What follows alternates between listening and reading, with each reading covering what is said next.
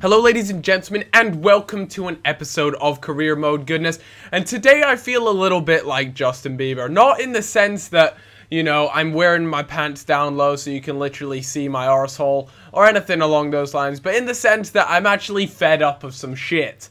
And one of those pieces of shit is in fact EA. They're driving me up the bend at the moment. They really are. So you might be wondering, Cal, I swear you played Lazio in the Euro League. And I was like, yeah, me too. You know, I did play them last episode. And I went on my career mode this morning to continue playing to get some gameplay for today's episode. And I was reverted back to, I think it was one game before this.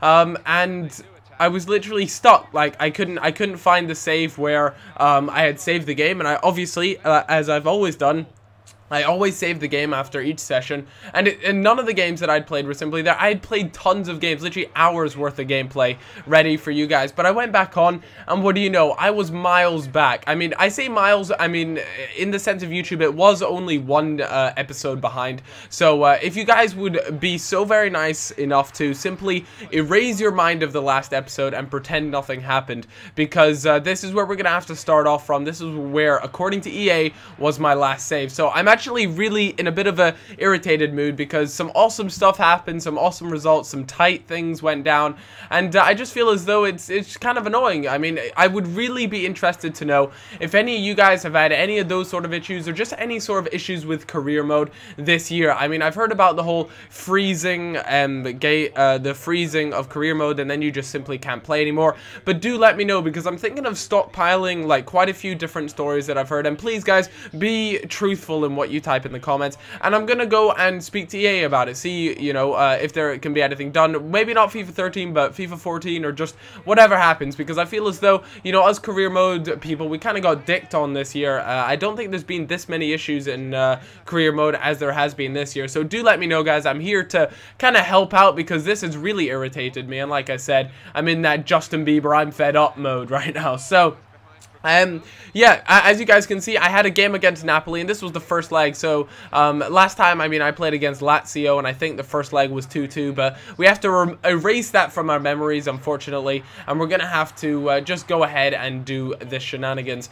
So I was up against Napoli, and I went 2-1 up, which I was actually really happy about. You know, Napoli are a solid side. A lot of their players are, in fact, relatively old now, so I had to keep that in mind. You know, they don't have a lot of young talent at the moment. A lot of their players are quite old, but oh my god, Cavani came so close there to making it 2-2, but for me to get a win away was really, really impressive, especially to grab 2 goals away. Really happy with that, but I knew that going into the next game would be really tough, because I knew they'd put up a decent fight. But to anyone who's been watching me play with Liverpool for a little while knows that I actually sold Akinfeev over to Napoli after I was kind of during the January transfer window, when I wasn't really feeling him too much.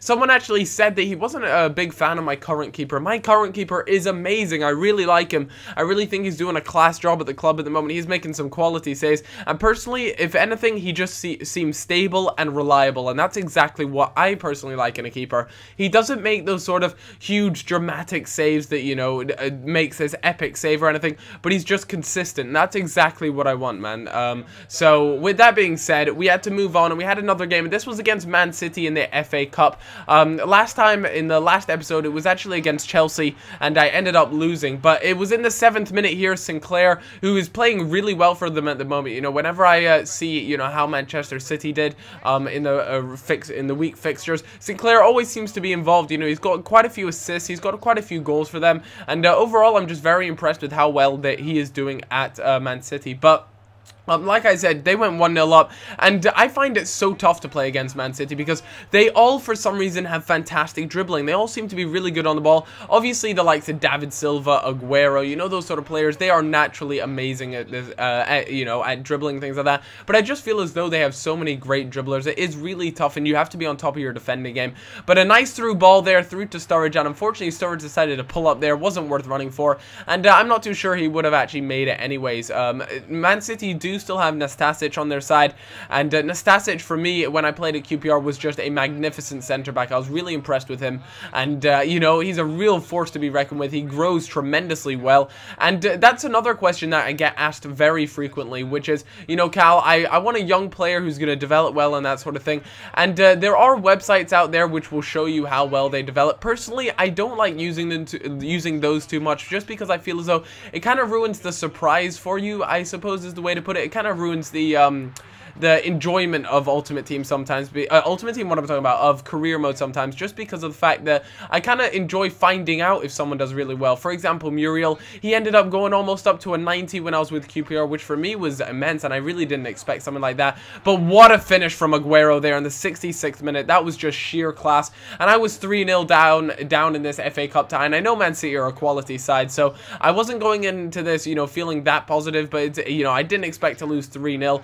but Sturridge there manages to pick up a bit of a consolation goal, because that was in the 85th minute, and it would have been really tough to grab another 2 goals before the end of time. But just to put the nail in the coffin, there it was. Fierro there picks up his 2nd goal of the game to make it 4-1, and that's a bit of a battering, but it was the FA Cup. It would have been nice to, you know, advance a little bit further in the FA Cup, but that was the quarterfinals. I was a bit unlucky to come up against a side like Manchester City, but sometimes, you know, things just don't go my way. I would have much rather come up against the likes of Southampton or Blackpool, I think that is, but, you know, you just can't have those sort of things all the time, and second leg of Napoli was coming up. As you can see, my players were on good fitness, you know. It was important that they would be in good fitness for this game, because this was going to be absolutely crucial for me. I want to do well in the Euro League. Now that I'm out of the FA Cup, I pretty much only have the Premier League to focus on and the Euro League, and that's a real good opportunity for me. But I get really unlucky there. For me, I'm not gonna lie, you know, if I was beaten fair and square, that's awesome, but I get really unlucky there. It was actually a deflection off, I think it was Agger. It wasn't gifted as an own goal, but it just comes off him and bounces into the back of the net, and I felt as though a little bit hard done by, but those sort of things will happen in games, you know. Not everything goes your way, so you kind of have to just put your deal with it glasses on and get on with things. So I actually get really lucky there with the Napoli player ending up being offside, because had he not been offside, that would have made me look like an absolute twat, but you know, fortunately for me, it wasn't that way, and Aubameyang there actually buries it to make it 1-1, I think it ends up being, which was really, really good. I was so glad he got that goal, because to be honest, I was actually really nervous. Although with that being said, you know, if the game had just continued out to be 1-0, then they would not have gone through. But Cavani there makes it 2-1. And if you guys remember, right at the beginning of the episode, I actually went away to Napoli, and they ended up winning 2-1. So if it would stay like this, we needed to go all the way through to extra time and maybe even penalties. But the keeper comes flying out, and I thought, perfect, open goal. But Aubameyang and myself miss an absolute sitter. As we all know, you know, finesse shots in this game really aren't as strong as they were, and I honestly thought that would be good enough, you know, a little bit of finesse on there, curve it into the back of the net, but it just wasn't meant to be. As you can see, Lucas Leiva there actually had a bit of a bandage on him, but I didn't have Mvia on the bench, so there wasn't that much of a defensive mid that I could have brought on. I just decided I'll try and make sure that Lucas Leiva doesn't get on the ball too much, you know, don't try and involve him in too much of the play. I had to take that sort of risk, though, and when games go this late on, you know there is going to be an injury, but fortunately for me, Daniel Sturridge is there to save the day. In the 95th minute, to break the deadlock, he manages to make it 3-2, I think it was, or was it 2-2, I think, and you know, with it being 2-2, that is a much, much better result for me. It means I would most likely go through. As you can see, yeah, it was 2-2, which means aggregate is 4-3 in my favor, which is fantastic. And he actually nutmegs the keeper there, if any of you guys had spotted that. He nutmegs the keeper to make the winning goal, which was really just fantastic to see. Really happy with stuff like that.